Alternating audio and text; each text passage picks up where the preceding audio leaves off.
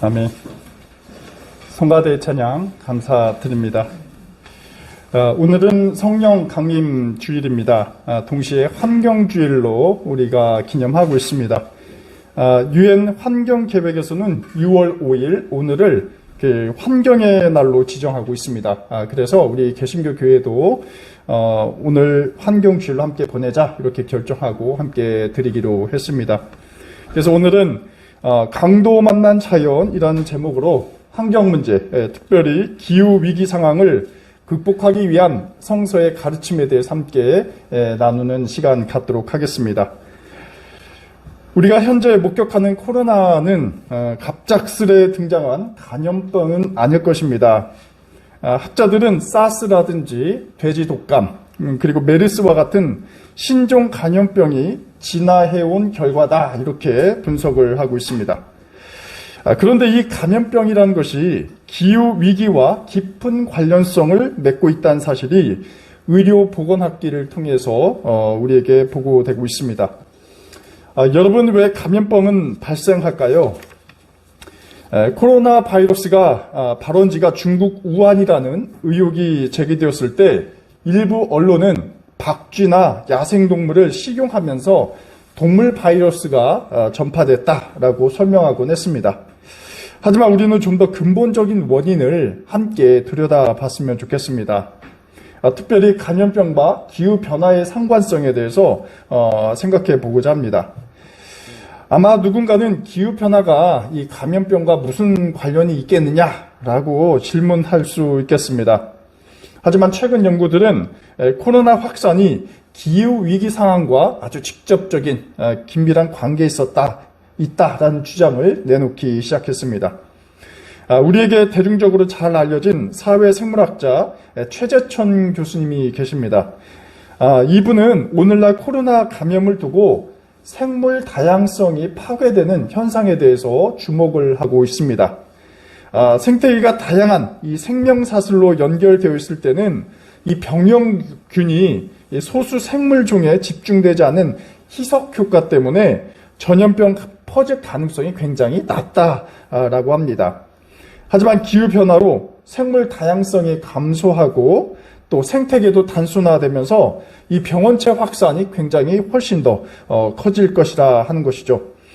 한마디로 기후변화로 인해서 생물 다양성이 단순화하면 그만큼 우리가 쉽게 감염에 노출된다라는 것입니다. 이 때문에 생물 다양성이 붕괴되는 현상을 막지 못한다면 이러한 감염은 앞으로도 계속적으로 일어날 것이다 이렇게 봅니다. 우리가 평생을 마스크를 써도 감염 노출에서 자유롭지 못할 수 있다라는 것이죠. 결국 이러한 감염 문제는 기후의 문제고 또 환경의 문제로 이렇게 연달아서 생각해 볼 수 있습니다. 우리 인간은 산림을 채벌하고 또 광산을 개발하기도 합니다. 또 인간 편의주의를 내세우면서 댐과 도로를 건설합니다. 그러면 자연 동물이, 야생 동물이 살아갈 서식지가 파괴되는 것이죠. 이뿐만 아닙니다. 우리가 보통 하는 이 자본주의적 거대 축산업도 마찬가지입니다. UN 환경계획이라는 단체에서는 이러한 사실을 발표한 적이 있습니다. 산업형 공장식 축산 시스템이 굉장히 큰 문제점을 갖고 있는데, 왜냐하면 바이러스가 가축을 통해서 인간에게 전파되기 때문입니다. 이뿐만 아니라 기후위기로 인해서 자연이 인간을 향해 계속 경고를 하고 있는데 이 점을 우리도 직접 목격하고 있죠. 해수면이 상승하고 물과 식량이 부족해지고 또 장기적인 가뭄 현상도 계속해서 발생하고 있습니다. 이러한 현상은 직접적으로 인간의 식량 생산과 삶에 있어서 영향을 미치게 되는 것이죠. 또 중요한 것은 이 기후 문제라는 것이 인권 문제고 또 불평등의 문제와 관련이 있습니다. 누군가는 배출을 하고 또 다른 누군가는 피해를 보게 됩니다. 기후위기는 누가 온실가스를 배출했는지 상관없이 그 피해가 전혀 다른 계층과 또 전혀 다른 지역과 또 다른 세대들에게 일어나게 됩니다. 원인을 유발한 자와 또 그 결과를 당해야 하는 피해자가 같지 않다라는 것이죠. 그만큼 굉장히 불평등하고 정의를 파괴하는 일이기도 합니다. 우리는 한때 기후 문제를 먼 미래에 도래할 나와 무관한 문제로 생각하곤 했습니다. 굉장히 좀 아니란 생각을 갖기도 했습니다. 하지만 그 피해 속도가 굉장히 빠르게 다가와 있고 지금 이미 우리가 눈앞에 보고 있습니다. 지난 2년간 이 코로나 사태가 우리에게 일깨워준 교훈이 있다면 그것은 아마 모든 것이 서로 연결되어 있다라는 상호 연결성입니다.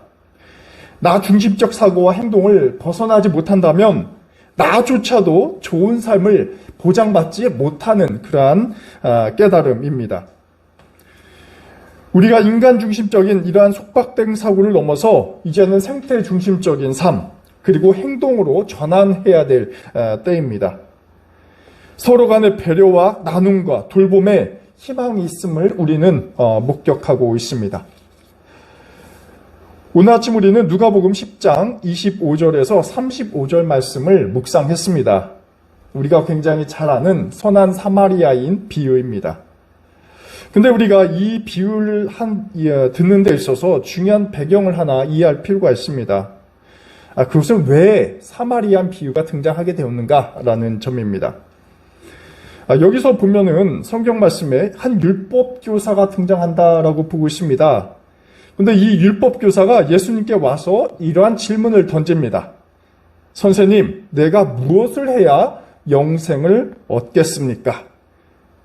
즉 오늘 비유의 말씀은 이 영생과 관련된 부분이고 결국 이 영생이란 것은 우리가 이 땅에서 살아갈 때 좋은 삶, 그리고 지속 가능한 삶, 그리고 행복을 추구하는 삶과 관련이 있겠다 보여집니다. 예수님께서는 이 질문을 율법교사로부터 들은 후에 즉각적으로 답하지 않고 역으로 되짚어서 질문을 합니다. 율법에 무엇이라고 기록되어 있고 너는 그것을 어떻게 해석하느냐라는 질문을 던집니다.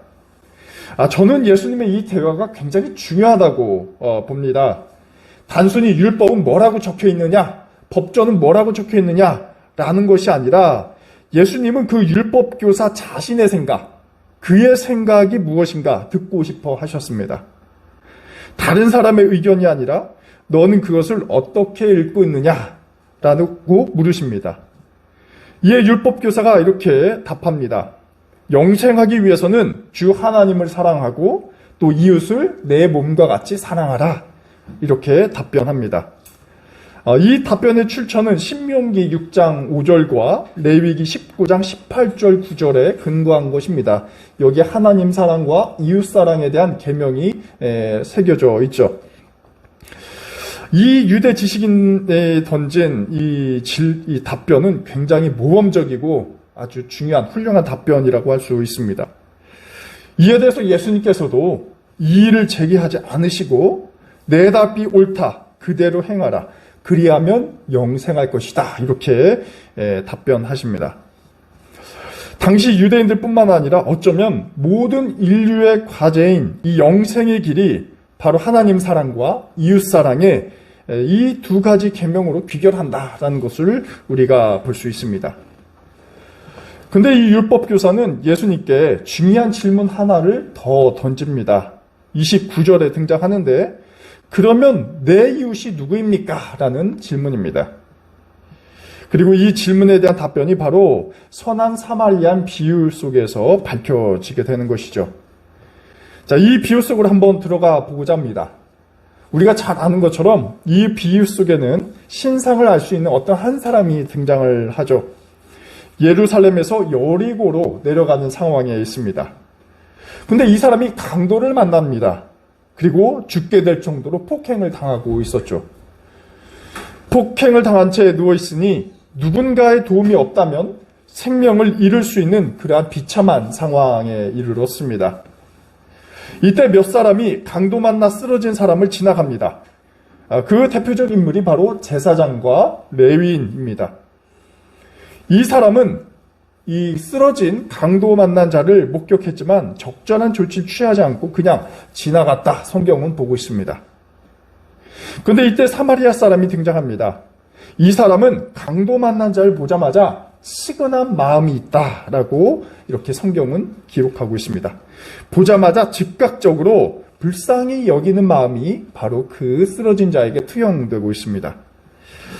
여기서 저는 이 치근한 마음이라는 표현 함께 더 살펴보고자 합니다. 이 원문에는 스플랑크 니조마이라는 이런 이 그리스어 단어가 기록되어 있죠. 치근히 여기다, 불쌍히 여기다, 또 마음속에 동요하다라는 의미입니다. 이 사마리아 사람이 강도 만난 자를 돕겠다 결단하고 또 행동으로 옮긴 것은 바로 이 치근한 마음이 있었기 때문에 가능했을 것입니다. 그 마음이 없다면 앞서간 제사장이나 레위인처럼 쓰러진 자에게 아무런 조치를 취하지 않았을 것입니다. 그런데 이 치근한 마음이란 것은 그 쓰러진 자의 고통을 공유하고 그 고통이 나의 것이 된다라는 것을 말해주고 있습니다. 이미 우리가 잘 아는 것처럼 이 사마리아인은 유대 사회에서 이방인이라는 이 사회적 낙인이 찍혀있는 존재였죠. 늘상 차별받고 또 고통을 줄곧 받고 있었기 때문에 어떤 점에서 이 유대 지도자들보다 훨씬 더 고통스러운 상태에 대해서 더 잘 느끼고 있었을 것입니다. 사마리아인은 자신이 겪은 고통의 상황은 다르지만 그 쓰러진 자에게 진실로 아파하며 또 공감해 주었습니다. 왜냐하면 강도 만나 쓰러져 신음한 자가 다름 아닌 바로 자신일 수 있다라는 이 공감한 마음 때문에 그렇습니다. 그래서 그는 그냥 지나칠 수 없었습니다. 그것은 양심이 허락치 않은 것이었죠. 이 사마리아인은 고통당한 자신을 대하듯이 이 쓰러진 자를 대하고 있습니다. 상처에 올리브 기름과 포도주를 붓고 또 싸맵니다. 그리고 여관으로 데리고 와서 돌보아 줍니다. 여러분, 앞선 제사장이나 레위인과 그리고 이 사마리아인이 다른 점은 무엇입니까? 그것은 바로 이 치근한 마음의 유무입니다. 이 마음이 있었기에 사마리아인은 베풀었습니다. 이 치근한 마음이 없었기에 유대 지도자들은 방관하고 무시하고 그냥 자기의 갈 길을 가버렸습니다. 결국 돌아와서 이 비유는 누가 이웃이냐라는 점을 묻고 있습니다. 우리는 치근한 마음을 품고 또 베품을 실천한 자라고 우리에게 확실하게 말할 수 있습니다. 이웃이라는 것은 어떤 혈통적인 동질성을 말하고 있지 않습니다. 유대인들은 그냥 무시하고 갔을 뿐이죠. 그들은 이웃이 될 자격을 상실해 버렸습니다. 이웃은 치근한 마음을 품고 베푼 자가 바로 참된 이웃이라고 할 수 있죠. 이 치근한 마음이란 것은 자기주의라는 고립에서 해방하게 하는 그런 힘을 갖고 있습니다. 자기에서 이웃으로의 전환을 우리는 사마리아인을 통해서 찾아볼 수 있습니다. 그래서 예수님께서는 영원한 삶, 그 풍요로운 삶이 바로 이웃을 사랑하는 삶에 있다라고 비유를 통해서 율법 교사에게 말하고 있는 것이죠. 그리고 여기서 이웃을 사랑한다는 것은 나 중심적인 삶을 벗어나서 타자 중심적인 삶을 사는 것, 바로 이것이 바로 이웃됨의 조건이라고 할 수 있습니다. 타자의 고통에 대한 공감에서 영원한 삶, 우리의 풍요가 깃들고 있다라는 것이죠. 이러한 치근한 마음과 공감이 최대치로 발휘한 공동체가 우리가 추구하고 있는 그 좋은 사회라고 할 수가 있습니다. 예수님의 말씀을 빌리자면 이 선한 공감력이 높은 공동체에 속한 사람들이 영생, 즉 행복한 삶과 좋은 삶을 살아갈 수 있다라는 것입니다.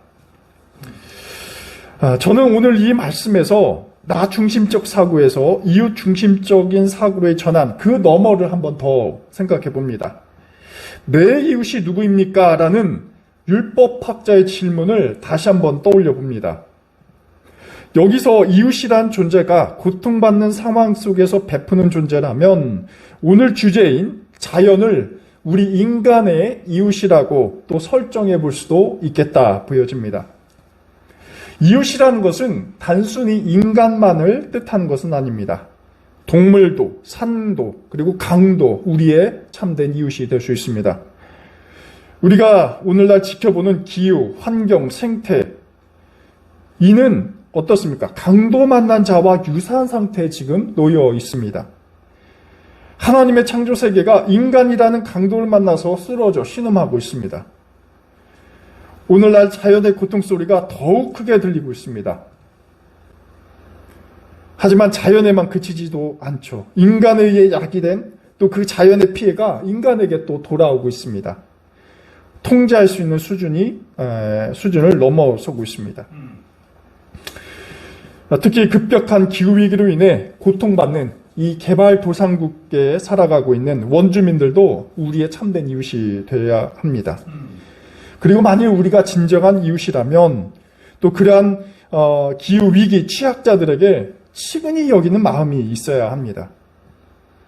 과연 우리는 자연재해로 좋은 삶을 상실해가는 이웃을 위해 무엇을 할 것인가? 또 기후재난과 환경파괴, 그리고 생태계의 다양성이 붕괴하는 오늘 시점에서 우리 신앙공동체, 낙산교회는 무엇을 할 수 있을까? 이러한 질문을 던져봅니다. 설령 나는 피해받지 않는다 인식할지라도 우리는 지속적으로 물어야 합니다. 왜냐하면 이 세상은 제가 서두에 말씀드린 것처럼 서로 연결되어 있고 우리 인간도 자연의 일부이기 때문입니다. 현재 우리 교회가 속한 교단인 한국기독교장로회는 기독교 환경운동연대와 함께 강도 만나 쓰러진 자연을 돌보는 캠페인을 진행하고 있습니다. 생명의 길 초록 발자국이라는 캠페인입니다. 제가 오늘 주보 앞면에 캠페인 포스터를 한번 넣어봤습니다. 지난해부터 탄소 중립 실천을 통해서 창조 세계를 회복하자라는 슬로건을 통해서 이러한 기후 실천을 진행하고 있습니다. 총 7가지 실천 과제입니다. 제가 여러분 미리 어제 카톡을 통해서도 공유한 바 있습니다. 한번 관심 있는 교우님들께서는 한번 읽어보시고 또 하나씩 가정에서 실천으로 옮겨도 좋겠다 생각입니다. 첫째, 7가지 중에서 첫 번째는 기후 미식과 관련된 부분입니다. 식품의 생산, 운송, 보관, 폐기 과정에서 많은 양의 탄소가 발생한다고 합니다. 우리 밥상에서 배출되는 탄소는 줄이고 채식 등을 통해서 우리가 건강을 살리자는 실천 운동을 진행하고 있죠. 둘째는 슬로우 패션입니다. 유행에 따라 우리가 옷을 자주 바꾸는 행위, 과연 옳은 것이냐 한번 되짚게 합니다. 그 대신에 생명의 가치를 우리가 입는 그런 슬로우 패션을 통해서 우리 삶을 좀 전환시키자라는 운동을 또 하고 있고요. 또 합성 섬유로 만든 옷의 경우 세탁과 폐기하는 과정에서 수많은 환경 오염 물질이 배출되기도 합니다. 또 이를 줄이고 재활용하자라는 것입니다. 셋째는 또 미니멀 라이프입니다. 꼭 필요한 물건만 구입하고 불필요한 것을 나눠 쓰자라는 것이죠. 이외에도 녹색 교통, 그 다음에 그린 에너지, 그 다음에 녹색 서재 운동, 생명의 경제 운동 등 다양한 이러한 실천 사항을 제공하고 있습니다. 많은 기독교 환경 운동가들은 현재 인류 공동체가 이 하나님의 창조 세계를 회복할 수 있는 마지막 한계점에 이르렀다 이렇게 경고하고 있습니다. 하지만 우리는 사실 제사장이나 레위인처럼 이 강도 만나 쓰러진 자연에 무관심하고 그냥 지나쳐 왔습니다. 매해마다 우리가 환경주의를 사실 지키고 있죠. 제가 설교 말씀을 통해서 1년에 한두 차례씩은 꼭 이 환경과 관련해서 말씀을 함께 나누고 있습니다. 하지만 하나의 환기 차원에 그치지 그것이 정말 우리가 실천하느냐, 어떻게 실천하느냐 부분은 많이 미진하고 미흡해 왔음을 고백할 수밖에 없습니다. 때는 우리가 굉장히 편의주의에 매몰된 채 또 게으르고 그러한 인식을 갖지 못하고 있습니다. 하지만 하나님께서는 오늘도 그리고 지금도 이 창조 세계를 회복하기 위한 동역자를 찾고 계십니다. 강도 만나 거의 죽게 된 지구 생태계를 되살릴 녹색 크리스천을 필요로 하고 계십니다. 앞서 제가 7가지 실천 사항에 대해서 말씀드렸습니다. 가정에서 그리고 교회에서 한 걸음씩이라도 힘을 보탰으면 좋겠습니다. 그래서 사마리아인이 강도 만난 자를 돌보고 또 참된 이웃이 된 것처럼, 그리고 또 하나님께서는 여기에 또 축복을 더하시는데 영생이 있다라고 말씀을 하시는 거죠. 우리도 마찬가지로 강도 만난 자연을 회복해서 자연뿐만 아니라 우리의 삶도 회복하고 영생에 이르는 길을 함께 나아갔으면 좋겠습니다. 성서는 바로 여기에 희망이 있음을 증언하고 있습니다. 이 생태의 살림의 여정에 있어서 우리 낙산교회 교우님들께서 함께 동행해 주시길 기원합니다. 기도하겠습니다. 하나님, 우리 이웃 자연이 고통 가운데 쓰러져 신음하고 있습니다. 하나님께서는 신앙인들을 자연 환경을 지키라 부르셨습니다. 하지만 저희가 목격하는 기후는 더욱 파괴되고 기온은 올라가며 당신께서 창조하신 생명의 다양성이 파괴되고 있습니다. 저희는 당장 내 좋은 것을 먹고 입고 마시고자 하지만 인간의 모든 기본 필요 조건이 하나님께서 창조하신 자연에서 나온다는 사실은 잊고 살아갑니다. 주님, 저희의 소유욕을 조금이라도 내려놓고 자연이라는 이웃에 관심을 갖고 돌보아 당신께서 허락하신 온전한 자연을 회복하게 하옵소서.